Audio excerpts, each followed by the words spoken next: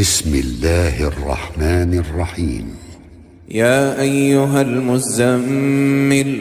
قم الليل إلا قليلا نصفه أو انقص منه قليلا أو زد عليه ورتل القرآن ترتيلا إنا سنلقي عليك قولا ثقيلا إن ناشئة الليل هي أشد وطئا وأقوم قيلا إن لك في النهار سبحا طويلا واذكر اسم ربك وتبتل إليه تبتيلا رب المشرق والمغرب لا إله إلا هو فاتخذه وكيلا واصبر على ما يقولون واهجرهم هجرا جميلا وذرني والمكذبين أولي النعمة ومهلهم قليلا إن لدينا أنكالا وجحيما وطعاما ذا غصة وعذابا أليما يوم ترجف الأرض والجبال وكانت الجبال كثيبا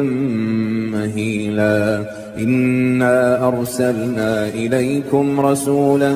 شاهدا عليكم كما أرسلنا إلى فرعون رسولا فعصى فرعون الرسول فأخذناه أخذا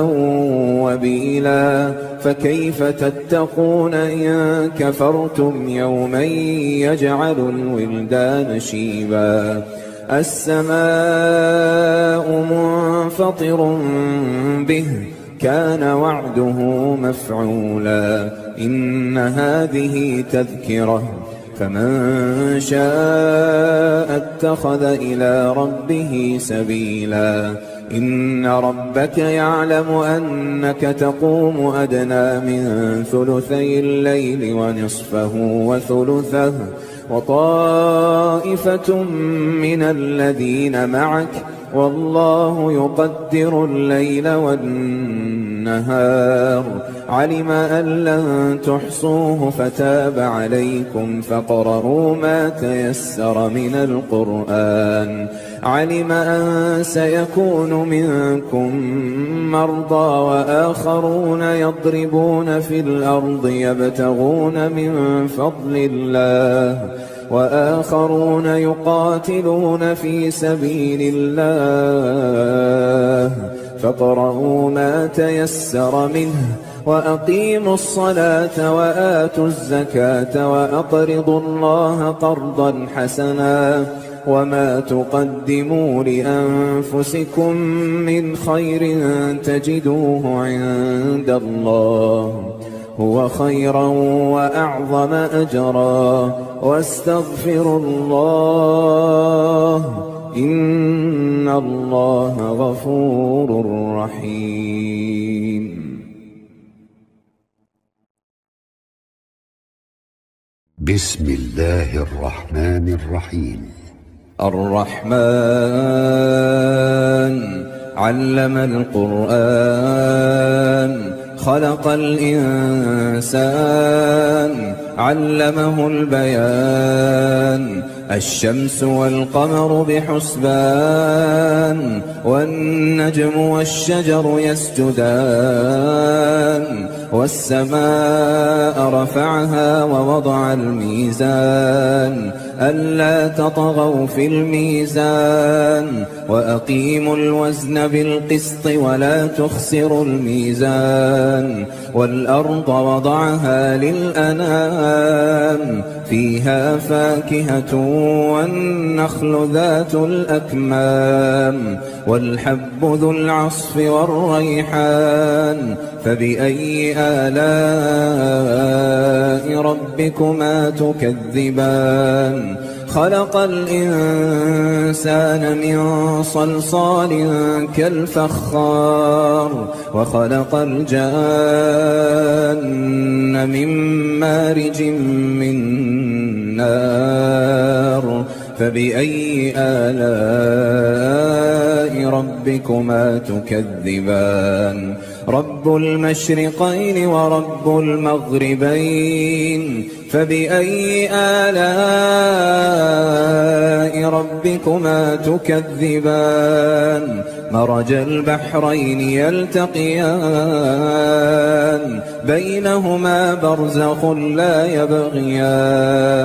بينهما برزخ لا يبغيان فبأي آلاء ربكما تكذبان يخرج منهما اللؤلؤ والمرجان فبأي آلاء ربكما تكذبان وله الجوار المنشآت في البحر كالأعلام فبأي آلاء ربكما تكذبان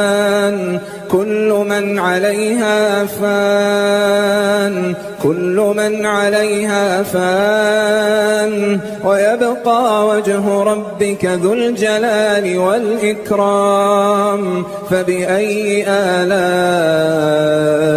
ربكما تكذبان يسأله من في السماوات والأرض كل يوم هو في شأن فبأي آلاء ربكما تكذبان سنفرغ لكم أيها الثقلان فبأي آلاء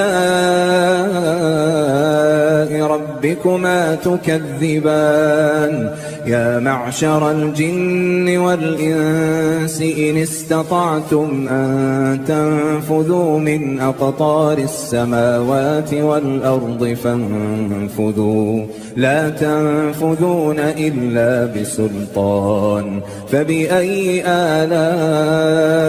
ربكما تكذبان يرسل عليكما شواظ من نار ونحاس فلا تنتصران فبأي آلاء ربكما تكذبان فإذا انشقت السماء فكانت وردة كالدهان فبأي آلاء ربكما تكذبان فيومئذ لا يسأل عن ذنبه إنس ولا جان فبأي آلاء ربكما تكذبان يعرف المجرمون بسيماهم فيؤخذ بالنواصي والأقدام فبأي آلاء ربكما تكذبان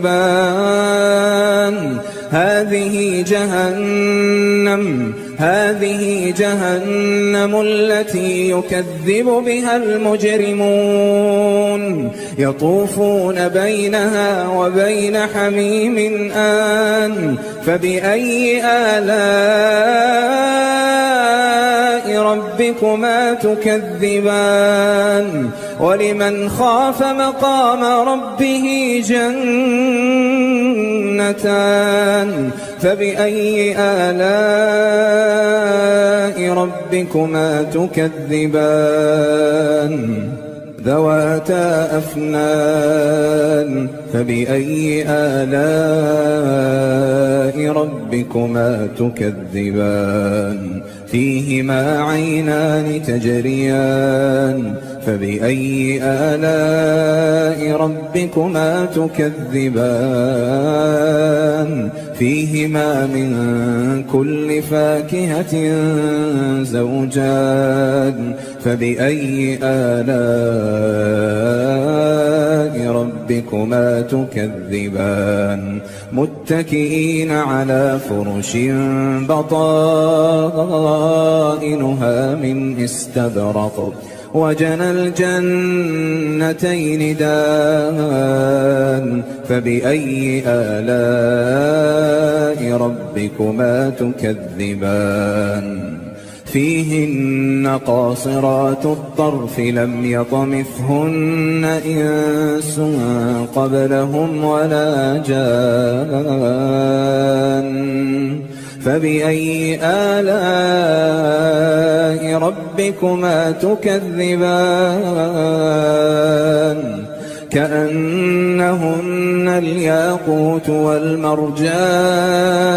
فبأي آلاء ربكما تكذبان هل جزاء الإحسان إلا الإحسان فبأي آلاء ربكما تكذبان ومن دونهما جنتان فبأي آلاء ربكما تكذبان مدهامتان فبأي آلاء ربكما تكذبان فيهما عينان نضاختان فبأي آلاء ربكما تكذبان فيهما فاكهة ونخل ورمان فبأي آلاء ربكما تكذبان فيهن خيرات حسان فبأي آلاء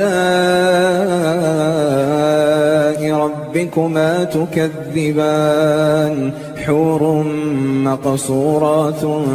في الخيام فبأي آلاء ربكما تكذبان لم يطمثهن إنس قبلهم ولا جان فبأي آلاء ربكما تكذبان متكئين على رفرف خضر وعبقري حسان فبأي آلاء ربكما تكذبان تبارك اسم ربك ذي الجلال والإكرام.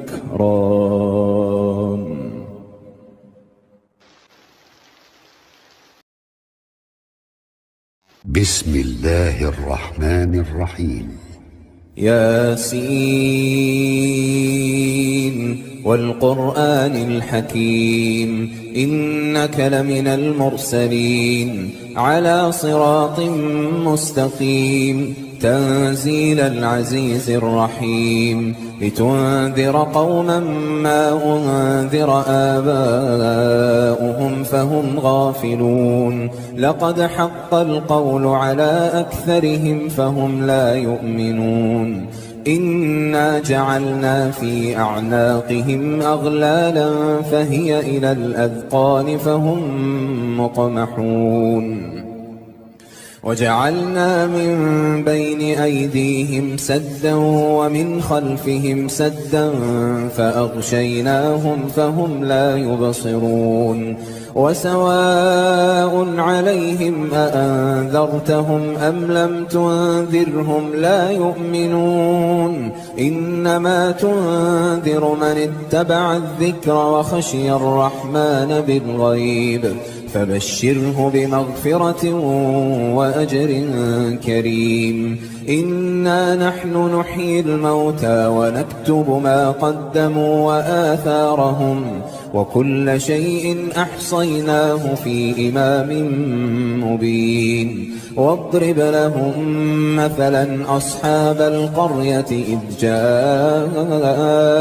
المرسلون إذ أرسلنا إليهم اثنين فكذبوهما فعززنا بثالث فقالوا إنا إليكم مرسلون قالوا ما أنتم إلا بشر مثلنا وما أنزل الرحمن من شيء إن أنتم إلا تكذبون قالوا ربنا يعلم إنا إليكم لمرسلون وما علينا إلا البلاغ المبين قالوا إنا تطيرنا بكم لئن لم تنتهوا لنرجمنكم وليمسنكم منا عذاب أليم قالوا طائركم معكم أئن ذكرتم بل أنتم قوم مسرفون وجاء من أقصى المدينة رجل يسعى قال يا قوم اتبعوا المرسلين اتبعوا من لا يسألكم أجرا وهم مهتدون وما لي لا أعبد الذي فطرني وإليه ترجعون أأتخذ من دونه آلهة إن يردني الرحمن بضر لا تغن عني شفاعتهم شيئا ولا ينقذون إني إذا لفي ضلال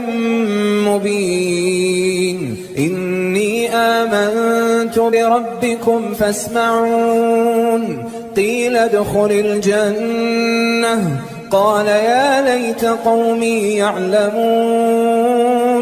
بما غفر لي ربي وجعلني من المكرمين وما أنزلنا على قومه من بعده من جند من السماء وما كنا منزلين إن كانت إلا صيحة واحدة فإذا هم خامدون يا حسرة على العباد ما يأتيهم من رسول إلا كانوا به يستهزئون ألم يروا كم أهلكنا قبلهم من القرون أنهم إليهم لا يرجعون وإن كل لما جميع لدينا محضرون وآية لهم الأرض الميتة أحييناها وأخرجنا منها حبا فمنه يأكلون وجعلنا فيها جنات من نخيل وأعناب وفجرنا فيها من العيون ليأكلوا من ثمره وما عملته أيديهم أفلا يشكرون سبحان الذي خلق الأزواج كلها مما تنبت الأرض ومن أنفسهم ومما لا يعلمون وآية لهم الليل نسلخ منه النهار فإذا هم مظلمون والشمس تجري لمستقر لها ذلك تقدير العزيز العليم والقمر قدرناه منازل حتى عاد كالعرجون القديم لا الشمس ينبغي لها أن تدرك القمر ولا الليل سابق النهار وكل في فلك يسبحون وآية لهم أنا حملنا ذريتهم في الفلك المشحون وخلقنا لهم من مثله ما يركبون وإن نشأ نغرقهم فلا صريخ لهم ولا هم ينقذون إلا رحمة منا ومتاعا إلى حين وإذا قيل لهم اتقوا ما بين أيديكم وما خلفكم لعلكم ترحمون وما تأتيهم من آية من آيات ربهم إلا كانوا عنها معرضين وإذا قيل لهم أنفقوا مما رزقكم الله قال الذين كفروا للذين آمنوا أنطعم من لو يشاء الله أطعمه إن أنتم إلا في ضلال مبين ويقولون متى هذا الوعد إن كنتم صادقين ما ينظرون إلا صيحة واحدة تأخذهم وهم يخصمون فلا يستطيعون توصية ولا إلى أهلهم يرجعون ونفخ في الصور فإذا هم من الأجداث إلى ربهم ينسلون قالوا يا ويلنا من بعثنا من مرقدنا هذا ما وعد الرحمن وصدق المرسلون إن كانت إلا صيحة واحدة فإذا هم جميع لدينا محضرون فاليوم لا تظلم نفس شيئا ولا تجزون إلا ما كنتم تعملون إن أصحاب الجنة اليوم في شغل فاكهون هم وأزواجهم في ظلال على الأرائك متكئون لهم فيها فاكهة ولهم ما يدعون سلام قولا من رب رحيم وامتازوا اليوم أيها المجرمون ألم أعهد إليكم يا بني آدم ألا تعبدوا الشيطان إنه لكم عدو مبين وأن اعبدوني هذا صراط مستقيم ولقد أضل منكم جبلا كثيرا أفلم تكونوا تعقلون هذه جهنم التي كنتم توعدون اصلوها اليوم بما كنتم تكفرون اليوم نختم على أفواههم وتكلمنا أيديهم وتشهد أرجلهم بما كانوا يكسبون ولو نشاء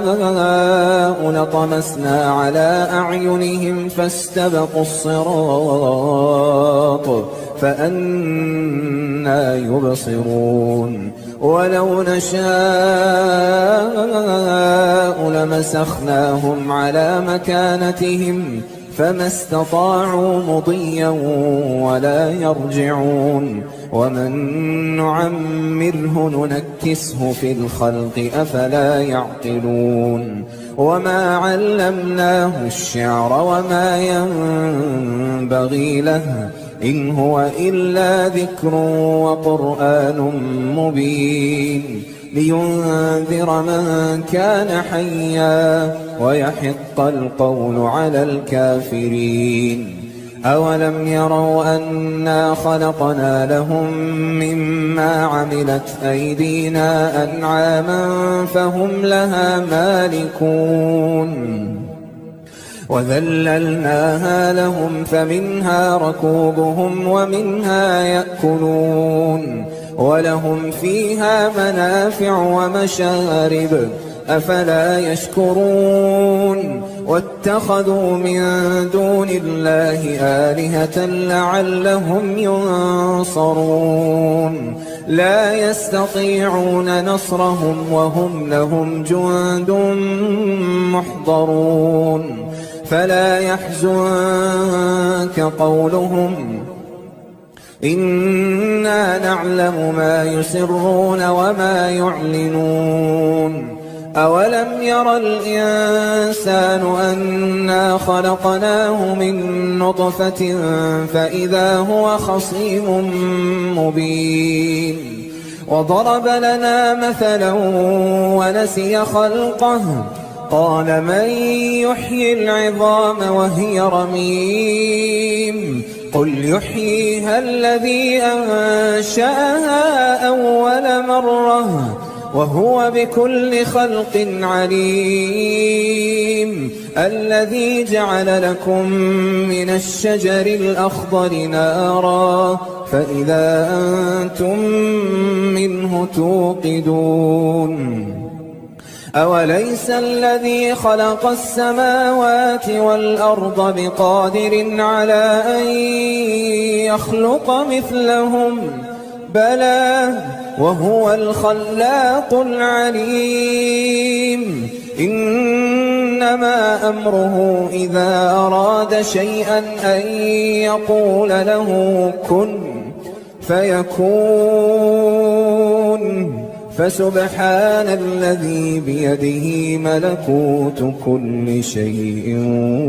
وإليه ترجعون